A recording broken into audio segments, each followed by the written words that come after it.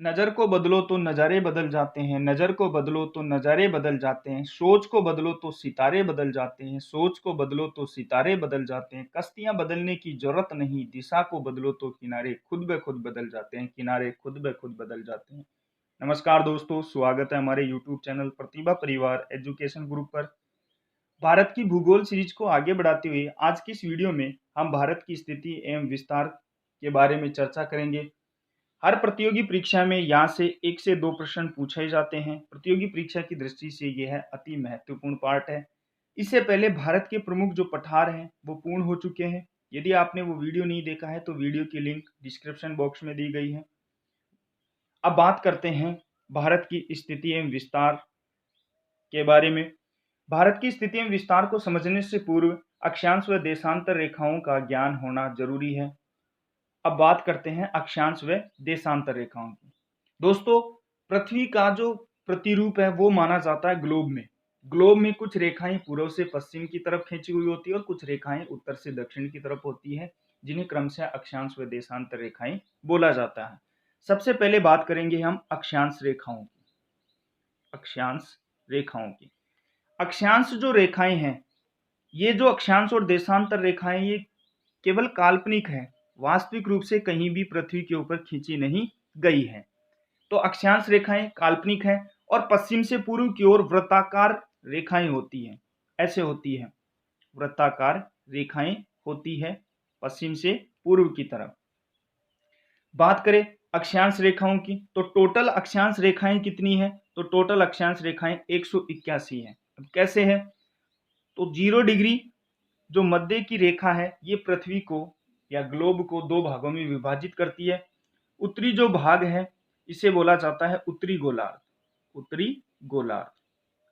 दक्षिणी जो भाग है इसे बोला जाता है दक्षिणी गोलार्ध, दक्षिणी गोलार्ध। तो उत्तरी गोलार्ध में 90 और दक्षिणी गोलार्ध में 90, 90 रेखाएं उत्तरी गोलार्ध में, 90 रेखाएं दक्षिणी गोलार्ध में। तो 90 प्लस 90 और एक रेखा ये 0 डिग्री वाली, तो टोटल कितनी हो गई? 181। तो टोटल अक्षांश रेखाएं कितनी है या अक्षांशों की संख्या कितनी है? तो 181। अक्षांशों की संख्या कितनी है? 181। और अक्षांश रेखाओं की संख्या पूछे, अक्षांश रेखाओं की यदि संख्या पूछे तो अक्षांश रेखाओं की संख्या 179 है। क्यों है 179? क्योंकि 90 डिग्री उत्तर और 90 डिग्री दक्षिण में केवल एक बिंदु ही होता है, रेखा नहीं आ पाती है, केवल एक बिंदु होता है। तो एक ये कम हो गया, एक ये दक्षिण वाला कम हो गया, तो 181 में से 2 गए तो कितने बच गए? 179। तो टोटल अक्षांश रेखाओं की संख्या पूछे तो 179 बताना है और अक्षांशों की संख्या पूछे तो 181 बताना है। अब बात करते हैं कुछ महत्वपूर्ण अक्षांश रेखाओं की। तो 0 डिग्री की जो रेखा होती है इसे बोला जाता है भूमध्य रेखा। क्या बोला जाता है? भूमध्य रेखा। इसका दूसरा नाम है विषुवत रेखा। दूसरा नाम क्या है दोस्तों? विषुवत रेखा, या फिर इसे अक्षांश रेखा भी बोला जाता है। फिर 0 के बाद में 1, 2 ऐसे करके 90 तक उत्तर होता है और 90 तक दक्षिण होता है। 23.5 डिग्री, 23.5 डिग्री जो उत्तरी अक्षांश रेखा है इसे बोला जाता है कर्क रेखा, जो भारत के लगभग मध्य से गुजरती है। 23.5 डिग्री जो दक्षिण वाली रेखा होती है इसे बोला जाता है मकर रेखा। मकर 23.5 दक्षिण वाली को क्या बोला जाता है? मकर रेखा। फिर 66.5 डिग्री की रेखा जो उत्तर की तरफ होती है इसे बोला जाता है आर्कटिक व्रत। क्या बोला जाता है दोस्तों? आर्कटिक व्रत। दक्षिण वाली जो 66.5 डिग्री है इसे बोला जाता है अंटार्कटिक व्रत। क्या बोला जाता है दोस्तों? अंटार्कटिक व्रत। और 90 डिग्री उत्तर उत्तरी ध्रुव, उत्तरी ध्रुव, और 90 डिग्री दक्षिण को बोला जाता है दक्षिणी ध्रुव। तो ये कुछ मुख्य रेखाएं होती है। अब इन रेखाओं का कार्य क्या है? तो मुख्य इन रेखाओं का कार्य है हमारी जो एक तरह से जो जलवायु है, इस जलवायु का निर्धारण होता है इन रेखाओं के द्वारा कि कैसी ऋतु है, कौन सी जलवायु है।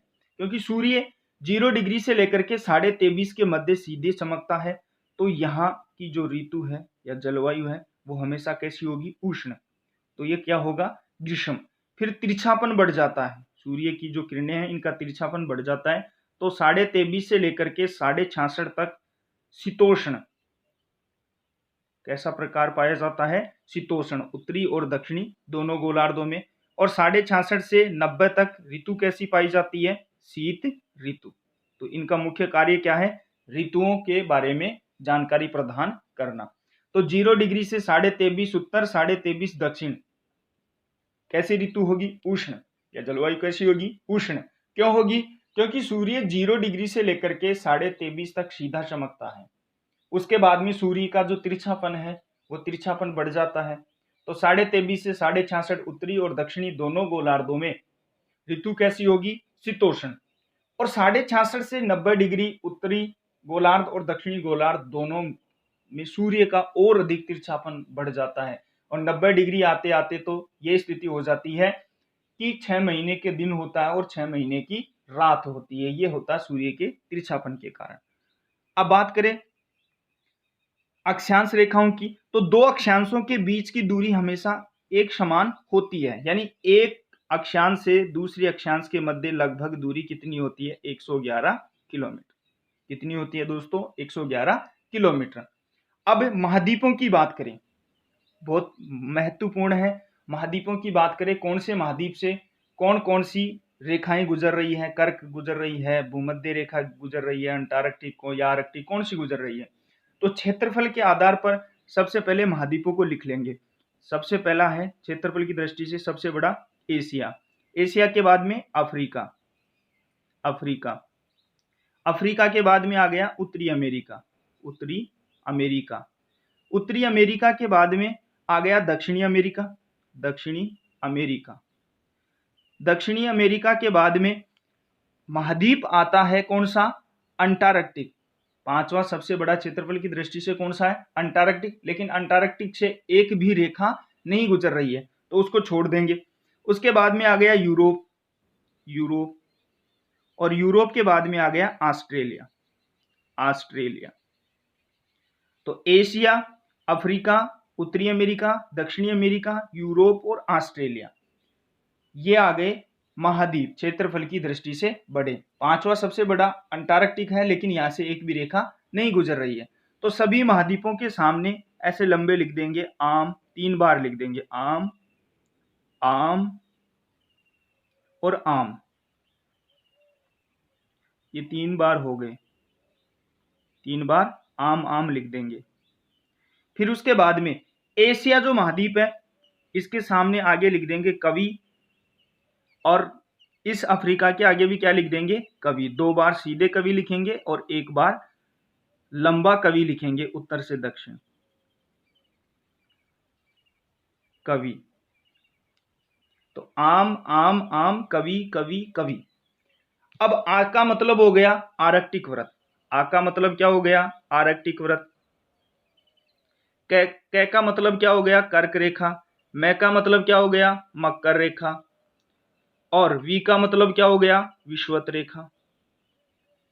विषुवत रेखा या भूमध्य रेखा भी बोलते हैं, या मुख्य अक्षांश रेखा। तो अब ये सीधा शॉर्ट ट्रिक हो गई इसकी। एशिया महाद्वीप से आ का मतलब आर्कटिक रेखा गुजरती है, कै का मतलब कर्क रेखा और वी का मतलब विषुवत रेखा। अफ्रीका की बात करें तो मकर रेखा, कर्क रेखा और विषुवत रेखा, तीनों जो अक्षांश मुख्य अक्षांश रेखाएं हैं वो कहां से गुजर रही है? अफ्रीका महाद्वीप से। उत्तरी अमेरिका की बात करें तो आर्कटिक और कर्क रेखा गुजर रही है। दक्षिणी अमेरिका की बात करें तो मकर रेखा और विषुवत रेखा गुजर रही है। यूरोप की बात करें तो केवल आर्कटिक, और ऑस्ट्रेलिया की बात करें तो केवल मकर रेखा गुजरती है। तो ये शॉर्ट ट्रिक है, ध्यान में रखना है। अब बात करते हैं देशांतर रेखाओं की। देशांतर रेखाओं का मुख्य कार्य क्या है? समय की गणना। समय की गणना। देशांतर का मुख्य कार्य क्या हो गया? समय की गणना करना। ये रेखाएं भी कैसी होती है? काल्पनिक होती है, और यह उत्तरी ध्रुव को दक्षिणी ध्रुव से मिलाती है। ऐसे उत्तरी ध्रुव को दक्षिणी ध्रुव से मिलाने का कार्य कौन सी रेखाओं के द्वारा किया जाता है? तो ये हो गया देशांतर रेखाओं के द्वारा।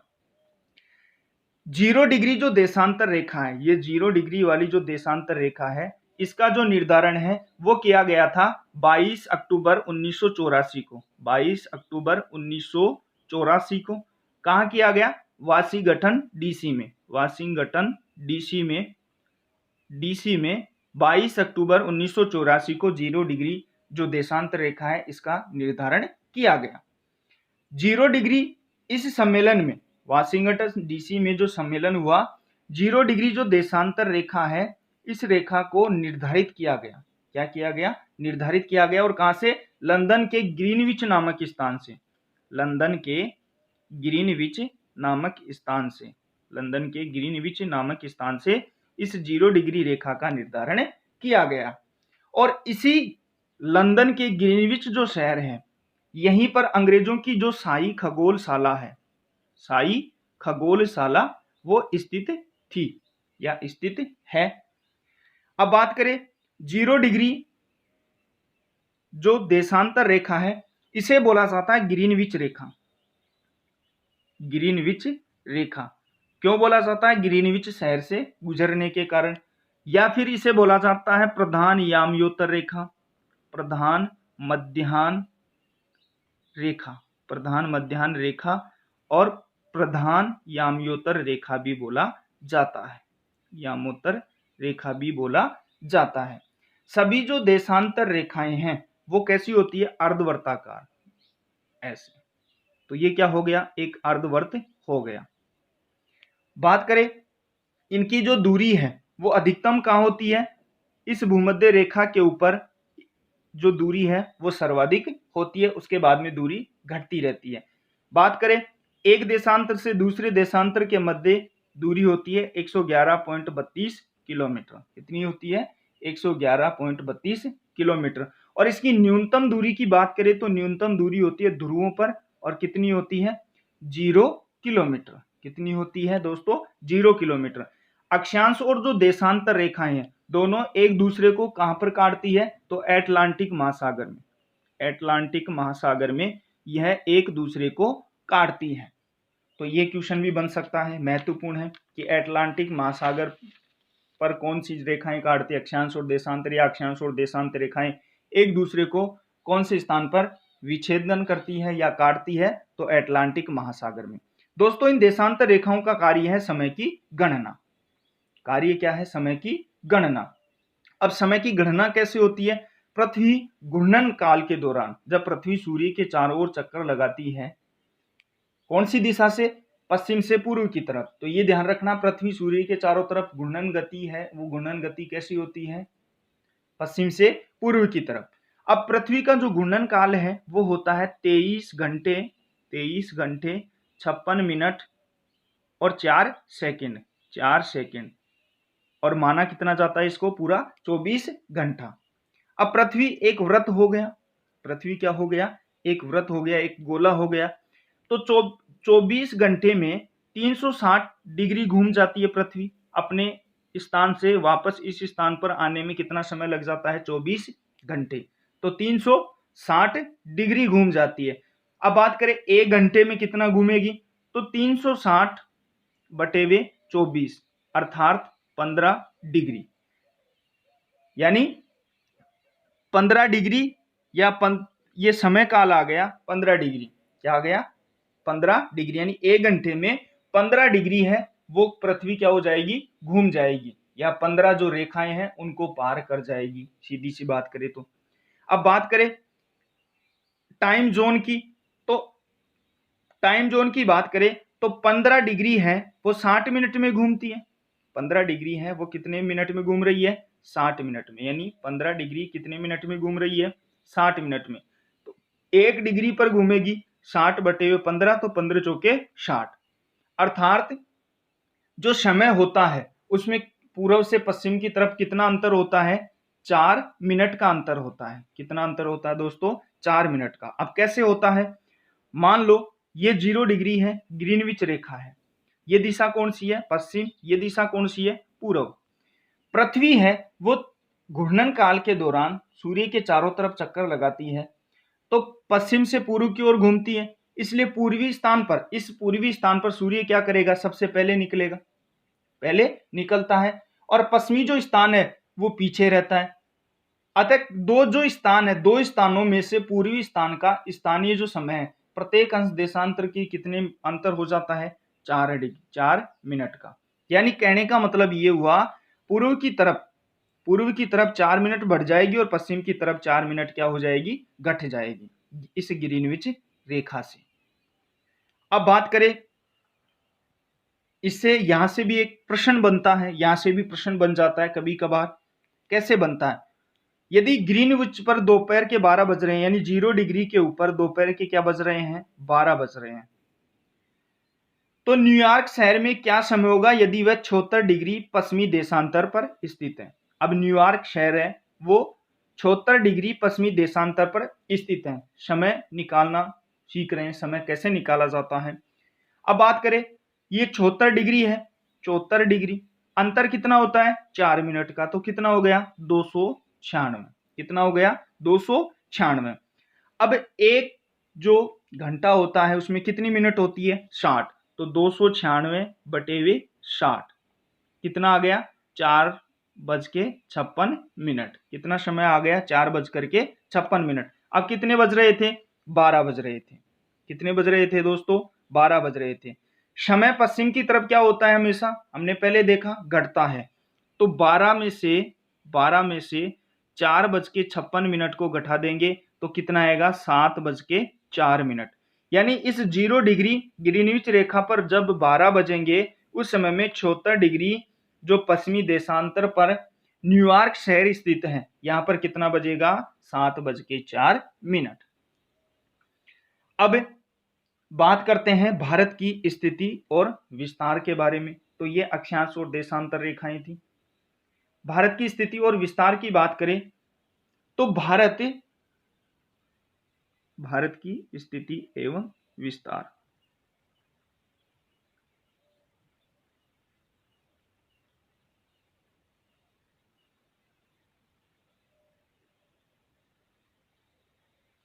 मान रहे हैं ये क्या है, भारत है।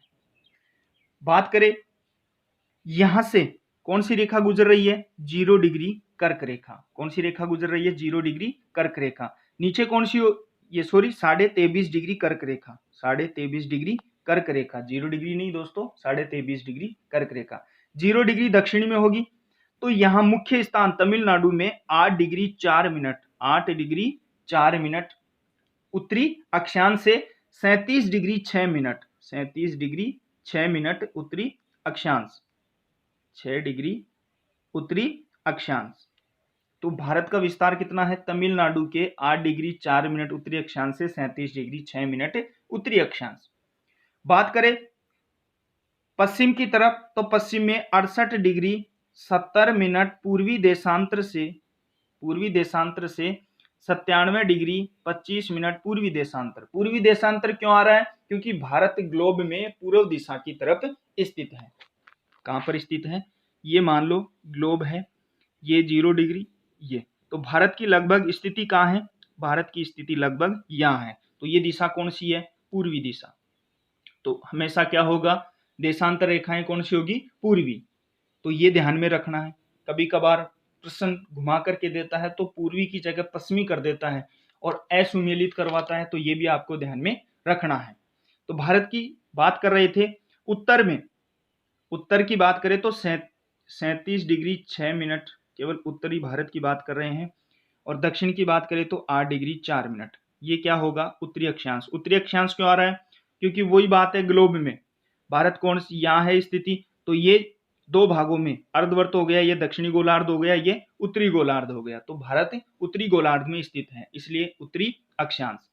बात करें पश्चिम से पूर्व की तरफ, तो 68 डिग्री 70 मिनट पूर्वी देशांतर से 97 डिग्री 25 मिनट पूर्वी देशांतर के मध्य भारत स्थित है। भारत की यदि विस्तार की ओर बात करें तो इसकी उत्तर से दक्षिण की जो लंबाई है, उत्तर से दक्षिण की लंबाई कितनी है, 3214 किलोमीटर। और बात करें पूर्व से पश्चिम की तरफ, तो पूर्व से पश्चिम की तरफ कितनी है, 2933 किलोमीटर। तो ये भी आपको ध्यान में रखना है। अब बात करें भारत का सबसे पश्चिमतम बिंदु, सबसे पश्चिमतम बिंदु की बात करें तो पश्चिमतम बिंदु है गोहर माता। कौन सा है, गोहर माता। और गोहर माता कहाँ है, गुजरात में। तो ये पश्चिमी बिंदु है हमारा। बात करें उत्तरतम बिंदु की, तो उत्तरतम बिंदु है इंदिरा कोल, इंदिरा कोल। उत्तरतम बिंदु कौन सा है? इंदिरा कोल। बात करें पूर्वोत्तम बिंदु की, तो पूर्वोत्तम बिंदु है बलांग, बलांगू, बलांगू किब्यूतु, और बलांगू किब्यूतु कहाँ है? अरुणाचल प्रदेश में। और ये इंदिरा कोल कहाँ है? जम्मू कश्मीर में। बात करें भारत की जो मुख्य भूमि है, मुख्य भूमि का दक्षिणतम बिंदु है वो कन्याकुमारी। दक्षिणतम बिंदु कौन सा है? कन्याकुमारी, मुख्य भूमि का कन्याकुमारी, या फिर इसका दूसरा नाम है केप कोमोरियन। नाम क्या है? केप कैमोरियन, इसका दूसरा नाम है केप कैमोरियन। बात करें भारत का पूर्वी भारत का दक्षिणतम बिंदु है वो महान निकोबार द्वीप पर इंदिरा बिंदु या पिग्मेलियन बिंदु है या पार्सन बिंदु है, यानी इससे नीचे। धरातल की बात करें, धरातल में तो कौन सा हो गया? कन्याकुमारी या केप कैमोरियन। और यदि सबसे पूर्व वाला पूछ ले तो उसमें क्या आएगा? इंदिरा बिंदु या पिग्मेलियन बिंदु या पार्सन बिंदु। अब बात करते हैं भारत का क्षेत्रफल कितना है? भारत का क्षेत्रफल, तो क्षेत्रफल कितना है? 32,87,263 वर्ग किलोमीटर, 32,87,263 वर्ग किलोमीटर। विश्व का जो क्षेत्रफल है उसका कितना है? तो लगभग 2.42%। विश्व की दृष्टि से 2.42% भूभाग है वो भारत के पास है। यदि क्षेत्रफल के आधार पर ही, क्षेत्रफल के आधार पर ही भारत की बात करें तो कौन सा स्थान है? 7वां। सबसे पहले सबसे बड़ा रूस, रूस के बाद में कनाडा, रूस के बाद में कौन सा है? कनाडा। कनाडा के बाद में है चीन, चीन के बाद में है यूएसए या संयुक्त राज्य अमेरिका, यूएसए के बाद में है ब्राजील, ब्राजील, ब्राजील के बाद में है ऑस्ट्रेलिया, ऑस्ट्रेलिया, ऑस्ट्रेलिया के बाद में है भारत, ऑस्ट्रेलिया के बाद में भारत, और भारत के बाद में है अर्जेंटीना, अर्जेंटीना। यानी क्षेत्रफल की दृष्टि से सबसे बड़ा है रूस, उसके बाद में स्थान आता है कनाडा का, कनाडा के बाद में चीन, चीन के बाद में यूएसए, यूएसए के बाद में ब्राजील, ब्राजील के बाद में ऑस्ट्रेलिया, ऑस्ट्रेलिया के बाद में भारत, और भारत के बाद में अर्जेंटीना। यानी सबसे बड़ा क्षेत्रफल की दृष्टि से कौन सा हो गया? रूस, सबसे बड़ा है रूस। और सबसे छोटे की बात करें, यानी क्षेत्रफल के आधार पर विश्व का सबसे छोटा देश कौन सा है? तो वो कौन सा है? Vatican city, Vatican city. कौन सा है दोस्तों? Vatican city. और क्षेत्रफल की बात करें तो इसका 0.449 वर्ग किलोमीटर। तो सबसे बड़ा रूस और सबसे छोटा वेटिकन सिटी। अब बात करें जनसंख्या के आधार पर, क्षेत्रफल के आधार पर हो गया। अब बात करते हैं नेक्स्ट जनसंख्या के आधार पर। तो जनसंख्या के आधार पर भारत का कौन सा स्थान है विश्व में? दूसरा स्थान है। सबसे पहला चीन का, चीन लगभग 137 करोड़ जनसंख्या यहाँ पर निवास करती है। दूसरा स्थान है भारत का, भारत के लगभग 121 करोड़ है जनसंख्या। 2011 की जनगणना के अनुसार 121 करोड़ जनसंख्या निवास करती है। जो विश्व की टोटल जनसंख्या का कितना भाग है? तो 17.5%। ये भी ध्यान में रखना है। यानी विश्व की जनसंख्या का भारत में कितना है? तो 17.5%। अब बात करते हैं भारत के जो 16 राज्य हैं, यानी टोटल, यदि टोटल राज्यों की बात करें, टोटल स्टेट की बात करें, कितने राज्य हैं भारत में? तो 28 हैं। कितने हैं? 28 राज्य हैं। बात करें केंद्र शासित प्रदेश, केंद्र शासित प्रदेश, तो केंद्र शासित प्रदेश कितने हैं? 8 हैं। वर्तमान में कितने हैं? 8 हैं। 28 राज्य और 8 केंद्र शासित प्रदेश हैं। भारत के मुख्य रूप से 9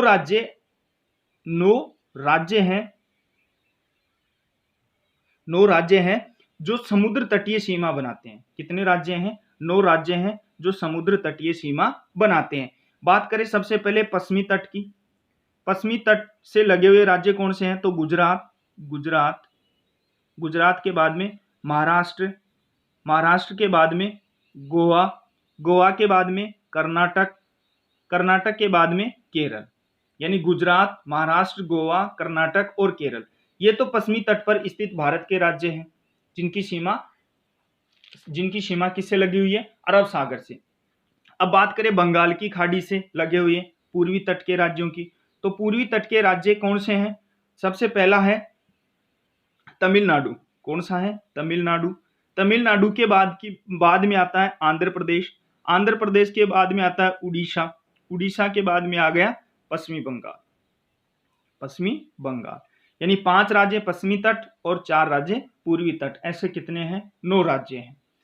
बात करें आगे तो भारत के 16 राज्य तथा केंद्र शासित प्रदेश, राज्य प्लस केंद्र शासित प्रदेश, केंद्र शासित प्रदेश 16 राज्य और 2 केंद्र शासित प्रदेश, कितने? 2 केंद्र शासित प्रदेश अंतर्राष्ट्रीय सीमा बनाते हैं। 16 राज्य और 2 केंद्र शासित प्रदेश हैं, वो अंतर्राष्ट्रीय सीमा बनाते हैं। 9 राज्य हो गए समुद्र तटीय सीमा बनाने वाले। भारत के 5 राज्य ऐसे हैं, कितने राज्य? 5 राज्य ऐसे हैं जो कोई सीमा नहीं बनाते हैं, यानी सीमा नहीं बनाते हैं, कोई सीमा नहीं बनाते हैं। 5 राज्य ऐसे हैं। पहला कौन सा है? हरियाणा, हरियाणा के बाद में आता है एमपी या मध्य प्रदेश, छत्तीसगढ़, तीसरा है छत्तीसगढ़, चौथा है झारखंड और 5वां है तेलंगाना, तेलंगाना। दोस्तों